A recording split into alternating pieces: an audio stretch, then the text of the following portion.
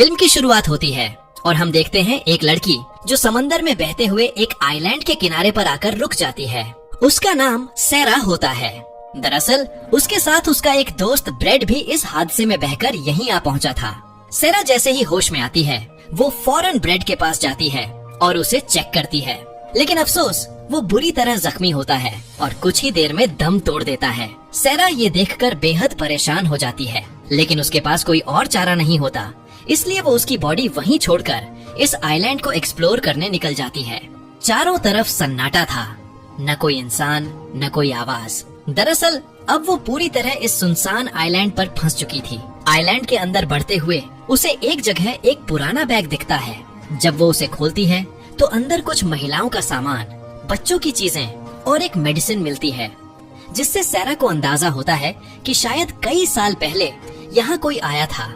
उसे उसी बैग में एक माचिस भी मिलती है, जिसे वो अपने पास रख लेती है। फिर वो समंदर के किनारे लौटती है और वहाँ उसे एक बड़ा सा खोखला पेड़ दिखता है। उसे ये देखकर एक आइडिया आता है कि रात में अपनी सुरक्षा के लिए वो इसी पेड़ के अंदर सो सकती है। अब सैरा उस पेड़ में अपनी पहली रात गुजारती है। अगली सुबह जब वो उठती है तो देखती है कि समंदर के किनारे कई सारी मछलियाँ बहकर आ गई हैं। उनमें एक छोटी शार्क भी होती है, जिसका आधा शरीर किसी ने खा लिया था। सैरा अपने खाने के लिए कुछ मछलियाँ ले लेती है। तभी उसकी नजर पास की जमीन पर जाती है, जहाँ 3 कब्रें बनी हुई थीं।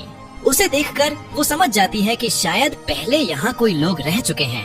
फिर वो अपने दोस्त ब्रेड के लिए भी एक कब्र खोदती है, क्योंकि अब उसकी बॉडी सड़ने लगी थी। अगले दिन जब वो फिर से आइलैंड का चक्कर लगा रही होती है तो देखती है कि किसी ने ब्रेड की कब्र से उसकी बॉडी निकालकर आधा खा लिया है। ये देखकर सैरा के होश उड़ जाते हैं। उसे कुछ समझ नहीं आता कि आखिर ये किया किसने होगा। दरअसल उसे शक होता है कि जरूर कोई जानवर होगा जो इस आइलैंड पर रहता है, इसलिए वो एक लकड़ी को नुकीला बनाकर अपने लिए हथियार तैयार कर लेती है। रात होने पर वो उसी हथियार के साथ किनारे बैठ जाती है, ताकि अगर वो जानवर आए तो वो खुद का बचाव कर सके। लेकिन रात पूरी बीत जाती है और कोई जानवर नहीं आता।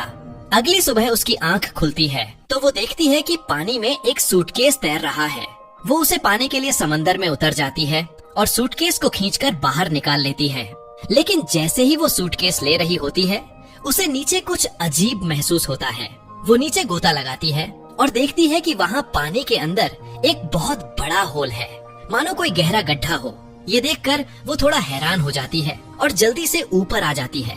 बाहर आकर जब वो सूटकेस खोलती है तो उसमें कुछ कपड़े और जूते मिलते हैं। वो उनमें से कुछ पहन लेती है ताकि खुद को ठंड और कीड़ों से बचा सके। रात में वो फिर उस सूटकेस में मिले सामान को देखने लगती है और उसे कुछ पुरानी तस्वीरें मिलती हैं।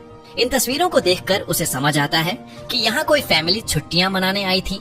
तभी आसमान में से एक प्लेन उसके ऊपर से गुजरता है। वो फौरन फ्लेयर गन उठाती है और हवा में चला देती है, लेकिन तब तक प्लेन जा चुका होता है। जब फ्लेयर गन की रोशनी धीरे धीरे नीचे गिरती है तो सैरा कुछ नोटिस करती है। उसे एक डरावना सा क्रीचर दिखाई देता है। ये देखकर उसका दिल जोरों से धड़कने लगता है और वो तुरंत जंगल की तरफ भाग जाती है। वो किसी झाड़ी के पीछे छिप जाती है और सांस रोककर बैठी रहती है। कुछ देर बाद वही क्रीचर वहाँ आता है और उसे ढूंढने की कोशिश करता है। सैरा की हालत खराब हो जाती है, लेकिन वो हिलती नहीं। आखिरकार वो क्रीचर वापस चला जाता है और सैरा की जान बच जाती है। अगली सुबह जब वो उठती है तो फिर से उन तस्वीरों को ध्यान से देखती है। तभी उसे एक तस्वीर में 2 चमकती हुई आंखें दिखती हैं। वो समझ जाती है कि वही क्रीचर है जिसने शायद इस फैमिली को मारा था। ये सोचकर वो और भी डर जाती है। अब सैरा का एक ही मकसद था, किसी तरह इस आइलैंड से बाहर निकलना। इसलिए वो उस सूटकेस को खोलती है और उसमें अपनी लाइफ जैकेट रखती है, ताकि उसके सहारे वो तैरकर यहाँ से भाग सके। वो खुद को उस सूटकेस में फिट करके पानी में उतर जाती है, लेकिन कुछ ही देर में सूटकेस पलट जाता है और उसका ये प्लान फेल हो जाता है। थकी हुई सैरा फिर से किनारे पर लौट आती है। अब उसे उस क्रीचर से बचने के लिए कोई और सेफ जगह चाहिए थी। तभी उसकी नजर फिर उसी खोखले पेड़ पर जाती है, जिसमें बड़ा सा छेद था। इसलिए वो डिसाइड करती है कि आज रात वहीं सोएगी। रात होती है और वही क्रीचर फिर से आता है। इस बार उसे सैरा की लोकेशन का पता चल जाता है। वो पेड़ को तोड़ने की कोशिश करता है, लेकिन पेड़ काफी मजबूत होता है। कई कोशिशों के बाद वो थक जाता है और वापस चला जाता है। सुबह जब सैरा बाहर निकलती है तो देखती है कि पेड़ पर कई जगह उस क्रीचर के वार के निशान बने हुए हैं। इससे उसे एहसास होता है कि अगली बार वो इतनी खुशकिस्मत नहीं होगी, इसलिए वो एक नया प्लान बनाती है। वो समंदर के किनारे से कुछ बड़ी मछलियाँ पकड़ती है और उन्हें एक पेड़ पर लटका देती है। उसका इरादा ये था कि जब रात में वो क्रीचर आएगा तो इन मछलियों को खाकर वापस चला जाएगा और उसकी जान बच जाएगी। रात गुजरती है और अगली सुबह सैरा देखती है कि उसका प्लान काम कर गया। वो मछलियाँ गायब थीं, यानी कि वो क्रीचर आकर उन्हें खा गया था। सैरा चैन की सांस लेती है, लेकिन तभी उसकी नजर समंदर के किनारे जाती है जहाँ एक इंसानी बॉडी बहकर आ गई थी। वो उसके पास जाती है और देखती है कि बॉडी आधी सड़ चुकी थी।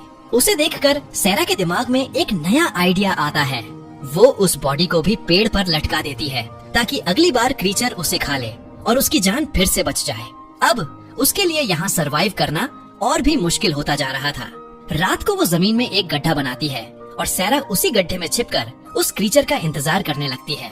थोड़ी देर में वो डरावना क्रीचर फिर से वहाँ आता है। सैरा पहली बार उसे साफ साफ देखती है। वो इतना खौफनाक था कि उसे देखकर किसी का भी खून जम जाए। वो क्रीचर वहीं लटकी हुई बॉडी को पकड़ता है और उसे नोच नोच कर खाने लगता है। इस दौरान सैरा एकदम चुप रहती है, लेकिन तभी उसे अपने पास से कुछ आवाजें सुनाई देती हैं। जब वो नीचे देखती है तो उसे उस क्रीचर के पैर ठीक अपने सामने दिखाई देते हैं।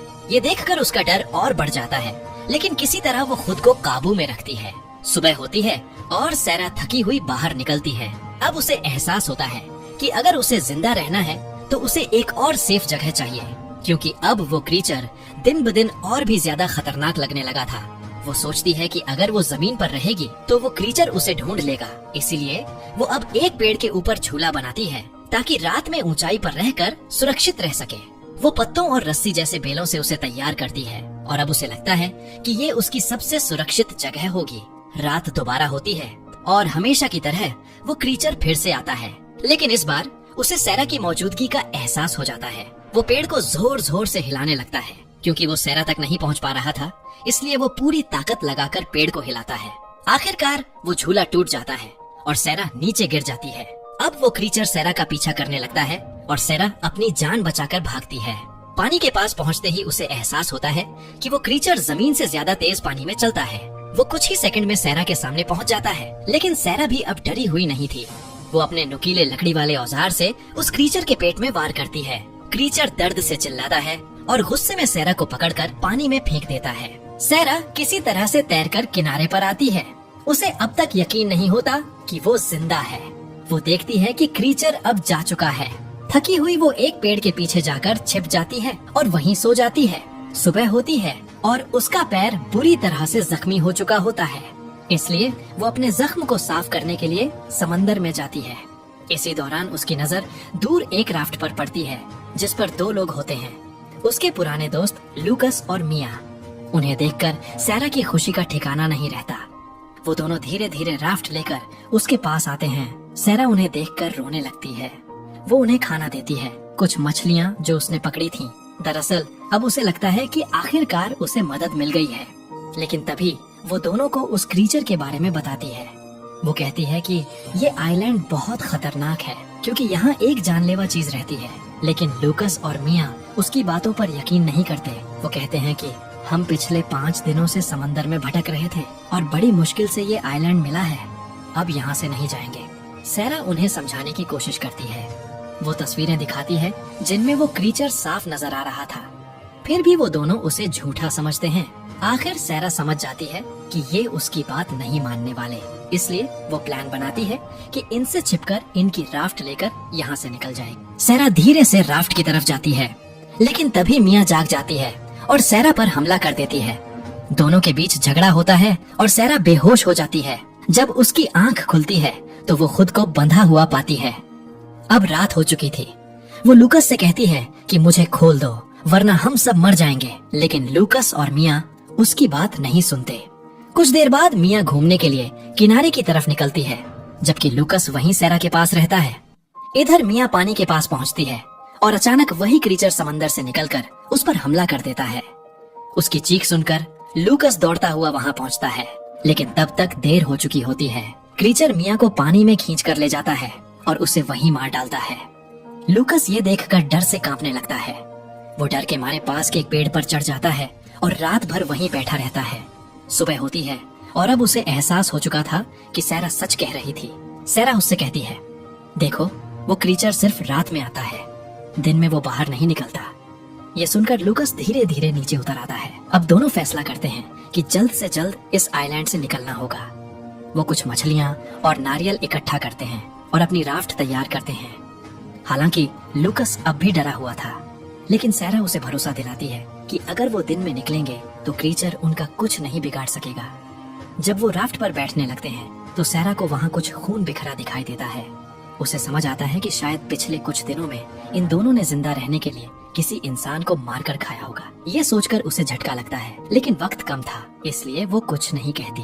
अब वो दोनों राफ्ट लेकर पानी में निकलते हैं। कुछ ही देर में लूकस को पानी के अंदर कुछ हलचल दिखाई देती है। जब वो ध्यान से देखता है तो वही क्रीचर उनके नीचे तैर रहा होता है। दोनों घबरा जाते हैं और राफ्ट को ढकने की कोशिश करते हैं, लेकिन तभी वो क्रीचर राफ्ट के अंदर घुस जाता है और दोनों पर हमला कर देता है। लूकस फ्लेयर गन उठाकर उस पर फायर करता है, लेकिन उसका कोई असर नहीं होता। क्रीचर सैरा को पकड़ लेता है और उसे पानी के नीचे खींच कर ले जाता है। सैरा के पास एक चाकू होता है। वो पानी के अंदर ही उस पर कई बार वार करती है। लूकस उसे बचाने के लिए कूद जाता है और क्रीचर अब सैरा को छोड़कर लूकस को पकड़ लेता है। वो उसे अपने उस बड़े गड्ढे में ले जाता है जहाँ वो पहले रह रहा था। सैरा किसी तरह से तैरकर फिर से किनारे पर आती है। लूकस की मौत से वो टूट जाती है, लेकिन अब उसे एक ही चीज सूझती है, अब ये खत्म करना ही होगा।